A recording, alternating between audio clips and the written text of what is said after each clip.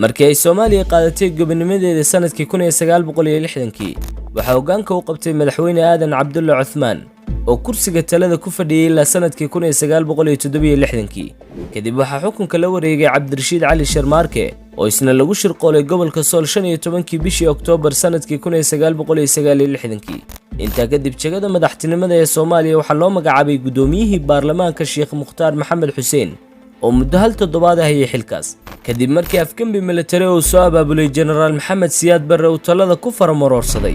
waana dhacdadii engaga ku riday noloshii dimuqraadiyadda ku dhisneed ee Soomaaliya ka hana qaaday waxaana u furtay Soomaalida safxad cusub oo taariikhdu diiwaan gelin doonto waagaas waxa General Maxamed Siyaad Barre ku dhawaaqay inuu yahay hogaamiye buuxo aan doorasho xilka lagaga qaadi karin waxaanu xulafo la noqday wadamada aaminsan fikradda hanti wadaagga sidoo kale waxa uu cagta mariyay dhaqdhaqaaq kasta oo leh sansaan mucaaradnimo dalka gudihiisa inkastoo Soomaaliya u qabtay waxqabadyo halbowlo ah geedi socodka horumarkeeda hoos u dhac ballaaran uu ku sameeyay heerka aqoon-la'aanta bulshada iyadoo kala badh Soomaalidu ay karti u lahaayeen qoraalka iyo aqrista bartamaha toddobaateemeedyadii sidoo kale waxa uu dayactir iyo qalabayn la xaal ku sameeyay ciidanka ummadda Soomaaliyeed oo gaadhay heer ay ku hamiyaan inay dib u soo ceshtaan dhulkii Soomaalida ee gumaystu gacanta u galiyay Itoobiya iyo Kenya markii la gaadhay sanadkii 1977kii waxa ciidamadii Soomaaliya ay duulaan ku qaadeen gobolka Ogaadeen iyo dhulka Itoobiya waddanka haysta Soomaaliya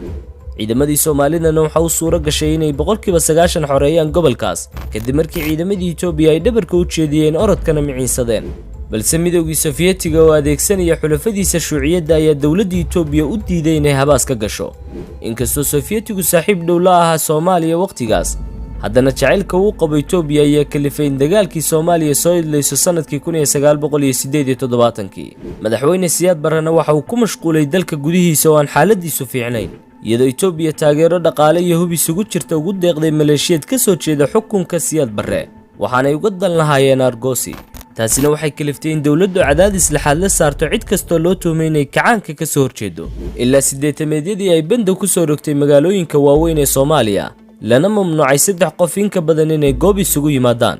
waxaana uu madaxweyne Siyaad Barre dilal wadaraysan ku fuliyay mucaarad kasta iyo qof walba ka falaagooba xukuumaddiisa isagoo dhabada u xaaday dhaqdhaqaaqyadii islaamiga ahaa ee ka unkumay gudaha Soomaaliya kadib fikraddii hanti wadaagga ee ay dawladdiisu qaadatay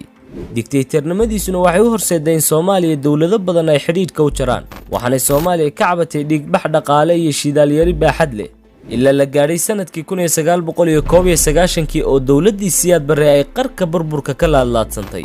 waxaana samaysmay maleeshiyad qabaa'il ah oo hubaysan kana soo horjeeda xukunka Barre gacanna ka helaya ciidamo ka tirsanaa xoogagga dalka markan Soomaaliya waxay dah furtay marxalad kale oo ka takantii hore arxanka darnayd haddaba maxaa dhacay sanadkii 1991kii waxa kufay xukunkii militariga ah ee Siyaad Barre dalkana waxa uu gacanta u galay kooxo hubaysan sanadadii ugu horeeyayna waxay caasimadda iyo magaalooyin kale u soo joogeen qarqoon iyo gudcur ka dhashay shidaal la'aanta iyo tamarta leedhka laga dhaliyo saboolnimo xad dhaaf ah cunto yari iyo dawadii oo la waayay waxaana bilaabmay dagaalo sukeeyo oo dhinac kasta ku doodayay inuu u dagaalamayo ismaamul gooni oo hana qaada iyadoo ay ka mid ahaayeen dawladihii samaysmay jamhuuriyadda Somaliland oo ku dhawaaqday madaxbannaanideeda 18kii bishii May sanadkii 1991kii Somaliland waxay cadaysay inay ku gacan sareysay dagaalkii sukeeye ee ka aloosnaa deegaanada Soomaalida ayna xoreysay 90% xayndaabkii gumaystuhu ooday markii la gaaray sanadadii 1992 ilaa 1993 waxa Soomaaliya ku dhufatay abaartii galaafatay in ka badan 300,000 oo ruux taasina waxay fursad u siisay dalalkii hunguriga ka hayay dhulka Soomaalida inay soo caga dhigtaan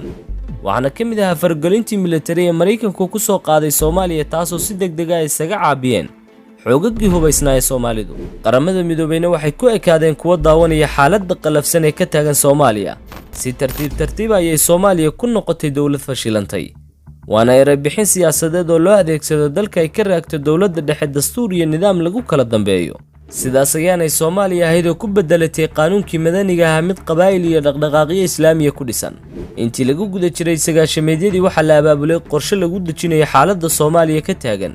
iyadoo qayb ka ahaayeen qaramada midoobay iyo dawladaha jaarka la ah Soomaaliya waxaana ugu caansanaa qorshihii nabadgelyada ee uu qaban qaabiyay madaxweynaha Djibouti Ismaaciil Cumar Geele sanadkii 1999. sidoo kale sanadii 2000 shirkii ay qabsadeen aqoon-yahanada Soomaaliyeed ee xal u raadinayay in la dhiso dawlad buuxda, balse muddadaas intii ka dambeysay waxa gooni isu taagay gobollo kala duwan oo ku dhawaaqay inay gaar isku maamulayaan. waxaana ka mid ahaa maamulka Puntland oo gooni xukunkiisa ugu dhawaaqay sanadkii 1998. sidoo kale dawlad koonfurta ku taala ayaa isku magacawday Jubaland, iyo dawlad kale oo ay garwadeen ka hayeen ciidamada raxan weyn ayaa ku dhawaaqay gooni istaageeda sanadkii 1999. galmudug ayaa iyadana lagaga dhawaaqay 14 August sanadii 2006 dawlad ismaamuli karta marka lagu daro Jamhuuriyadda Somaliland oo ugu horeysay gooni istaaga, balse iyadu way ka duwan tahay dhammaan maamulada kale ee Soomaaliya ka jira, waxaanay ku doodaysaa in beesha caalamku u aqoonsato dawlad adduunka ka tirsan. intaasoo dhan haddana dadyoga Soomaalidu waxay muujiyeen dhiiranaan sarreysa oo u horseeday inaanay isku dhiibin xaaladda adag ee waddankoodu la dhibaatoonayo, waxaanay horumar la taaban karo ka gaadheen dhinacyada kala duwan ee nolosha. balse dhalinyarta Soomaaliyeed waxaa hamigoodu yahay inay marun saaxadda ku soo celiyaan Soomaaliyadii galbatay waagii hore. haddaba daawada ma nala wadaagi kartaa aragtidaada dib u noolaynta haykalkii dawladnimo? halkani waa Suwaydali TV. haddaad nagu cusub tahay fadlan subscribe noo saar, asxaabtaadana la wadaag si aan ugu dhiirano inaan muuqaallo tayo la idiin soo gudbinno.